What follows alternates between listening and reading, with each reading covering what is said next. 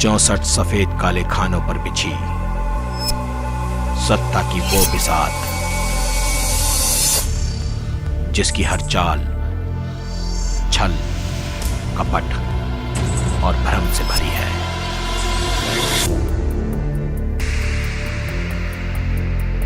राजनीति।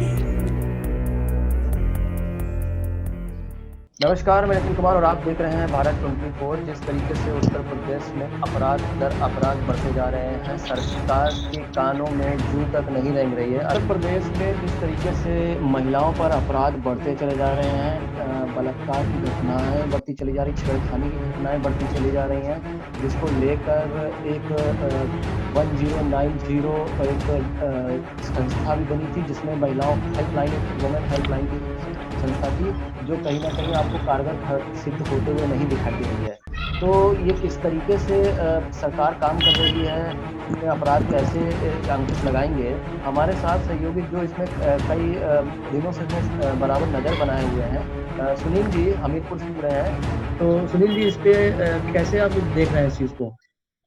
नहीं नितिन जी, इस समय अपराध इस कदर बढ़ रहा है, महिलाओं बच्चियों को टारगेट बना रहे हैं लोग, और ये दिन रात एक अभी आंकड़ा के उत्तर प्रदेश में इस कदर अपराध बढ़ा है जो देश में सर्वप्रथम नंबर पर आ गया। आज हम किसी चीज में नहीं, लेकिन अपराध के मामले में हम सबसे नंबर 1 पहुंच चुके हैं। अभी हाल हवालिया घटना इसी महीने में तमाम सारी घटनाएं हुई हैं जिन पर असमझता पुलिस अपना लीपा पोती करने में जुटी। अपराधी खुलेआम अपराध कर रहे हैं और कहीं ना कहीं पुलिस निष्क्रिय है।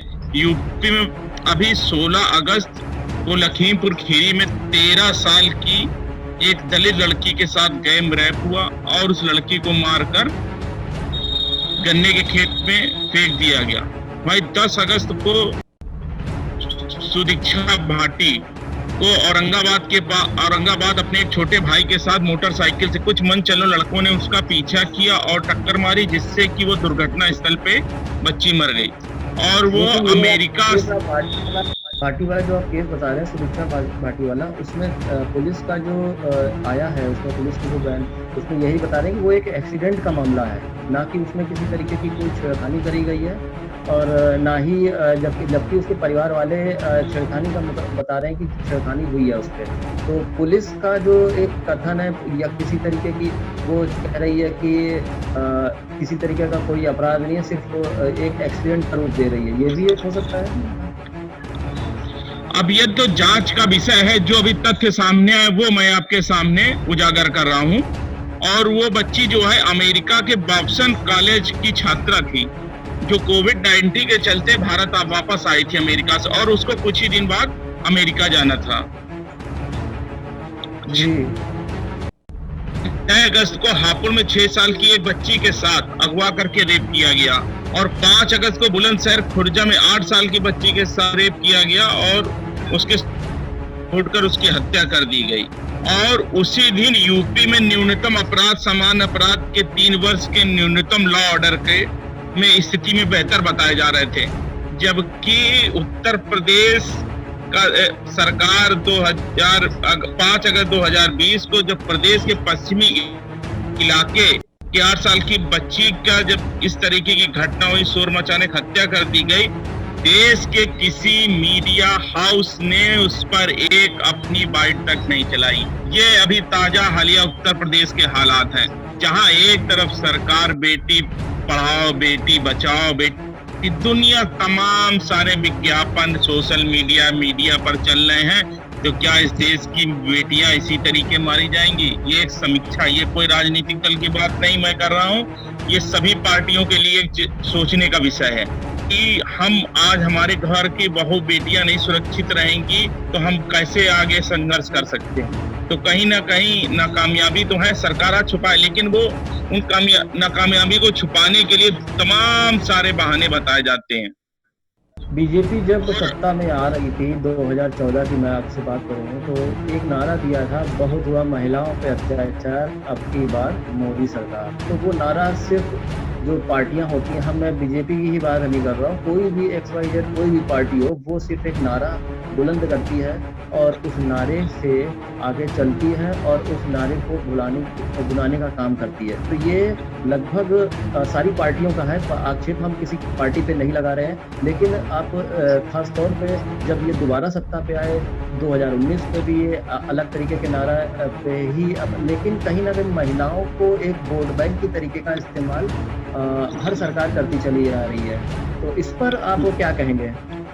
ये एक तरीके का नारा ही साबित हो रहा है आज एक तरीके का नारा ही साबित हो रहा है। जबकि अभी जो आंकड़े आए हैं नेशनल क्राइम ब्यूरो NRC जनवरी इसी साल के सालाना रिपोर्ट में महिलाओं के खिलाफ अपराध उत्तर प्रदेश में सबसे ज्यादा बढ़े। तो कहीं न कहीं ये जुमला ही आज की डेट में समझ में आ रहा है, इससे ज्यादा नहीं।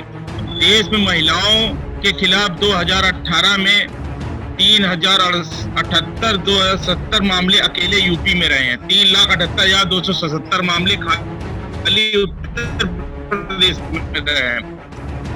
अकेले यूपी में 59,400 और कुल महिलाओं के साथ, और इसके अलावा उत्तर प्रदेश में कुल 43,022 केस, यानी हर दिन 10 से 12 रेप की घटनाएं बढ़ रही हैं, पर डे हो रही हैं किसी न किसी। खास बात यह है इन थानों में कहीं कहीं तो मुकदमे दर्ज हो जाते हैं, कहीं कहीं गांव कस्बे छोटे इलाकों में आज तक मुकदमे नहीं, वो दफन हो जाते हैं। यदि उनके भी आंकड़े सही रूप में दे दिए जाएं तो शायद बहुत भयावह स्थिति हो देश में। और महिलाओं की वरीयता बताने वाले चैनल आज न्यूनतम अपराध की बातें करते, वो सिर्फ कमरों में बैठ के ही पूरा डिबेट अपना पूरा कर लेते। जो मूल आंकड़े पे बात करो तो कोई बात करने के लिए तैयार नहीं होता। और अभी एक आंकड़ा 2017 में एंटी रोमियो का, जब बीजेपी गवर्नमेंट आई तो एक एंटी रोमियो का गठन किया गया था। उस एंटी रोमियो का ये था कि जो बच्चे स्कूल कॉलेज या कहीं कोई छेड़खानी करते हैं तो उनको लेकर, तो मामला ये आया कि पुलिस ने क्या किया कि कुछ तो लोगों को आराम हुआ, लेकिन कुछ वक्त भाई बहन भी घर से निकलना मुश्किल है। बुलंदशहर की एक घटना हुई है, उसमें भी आया है एक रिपोर्ट में कि एंटी रोमियो ने उन दोनों भाई बहनों को पकड़ लिया और पकड़ के 3 घंटे तक थाने में बैठा रखा। जब उन्होंने साक्ष्य दे दिए कि हम भाई बहन का प्रमाण है, तो उनसे 5,000 रुपए की वसूली करने की डिमांड रख दी गई। ये स्थिति है उत्तर प्रदेश में एंटी रोमियो की। तो फिर उसको सरकार ने कहीं ना कहीं इसका विरोध हुआ और बहुत ज्यादा विरोध हुआ, तो उस दस्ते का बंद कर दिया गया। लेकिन जिस तरीके से महिलाओं पर अत्याचार जिस तरीके से बढ़ रहे हैं, और ये जो विपक्षी दल हैं, चाहे सपा हो, बसपा हो, कांग्रेस हो, इसको बहुत ज्यादा लाइट लेके चल रही है। ये सड़कों पे इनके जैसे होते हैं तो ये उतरती भी नहीं है। तो इस पे आप क्या कहेंगे कि कहीं ना कहीं महिलाएं भी एक वोट बैंक का बहुत बड़ा जरिया बनती चली जाए? जब चीजें होती तभी ये आते हैं सामने, क्या कहेंगे इस पे? जब इस पर कोई घटना हो जाती तो देश में शोरगुल होता। वो शोरगुल बस कुछ समय का होता, जब तक टीवी पर और तमाम सारे नेटवर्किंग इस पे लोग आते हैं अपने ज्ञान भरी बातें बताकर चले, लेकिन जमीनी हकीकत कुछ और बयां करती है।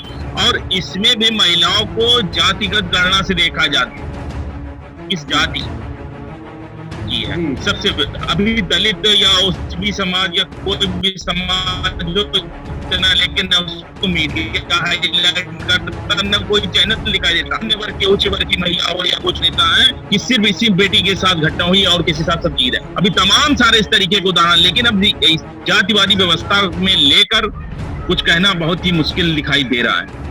लेकिन जब तक जातिवादी व्यवस्था रहेगी, सरकार चाहे जिसकी भी रहे, वो कहीं ना कहीं वो भी भेदभाव करेगी। आप जिस तरीके से बता रहे हैं कि इस सरकार में ऐसा, तो ये तो सपा सरकार में भी था, बसपा सरकार में भी था। नहीं,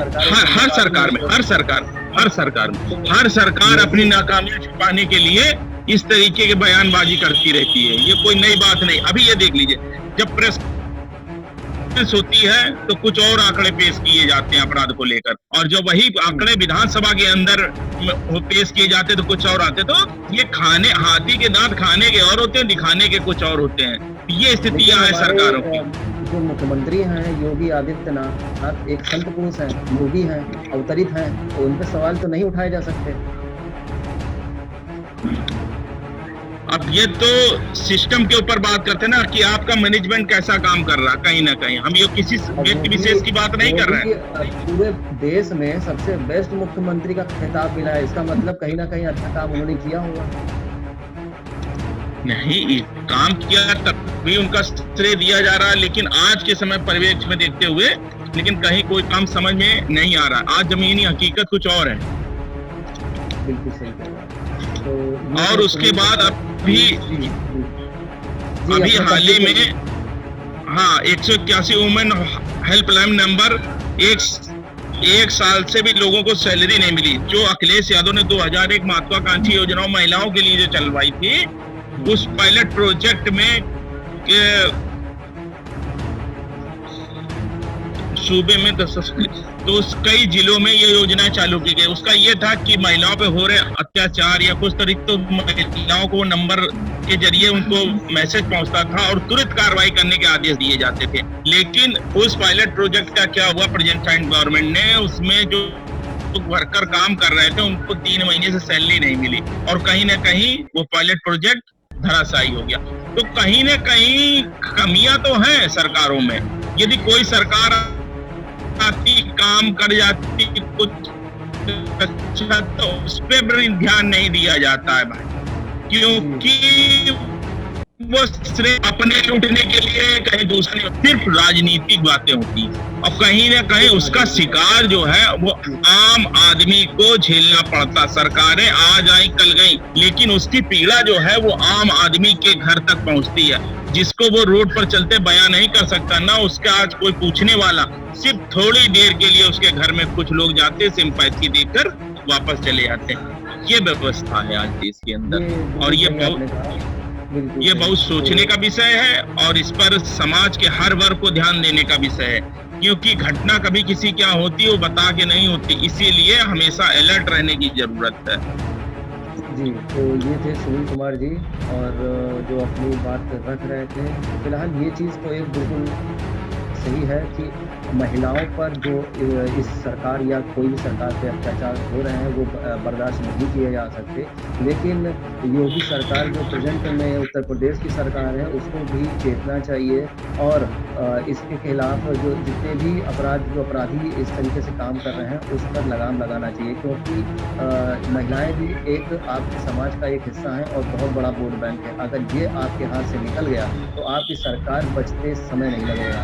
तो फिर एक नए मुद्दे के साथ हम फिर आपके साथ हाजिर होंगे। तब तक के लिए बहुत बहुत शुक्रिया, बहुत बहुत धन्यवाद। 64 सफेद काले खानों पर बिछी सत्ता की वो बिसात, जिसकी हर चाल छल कपट और भ्रम से भरी है।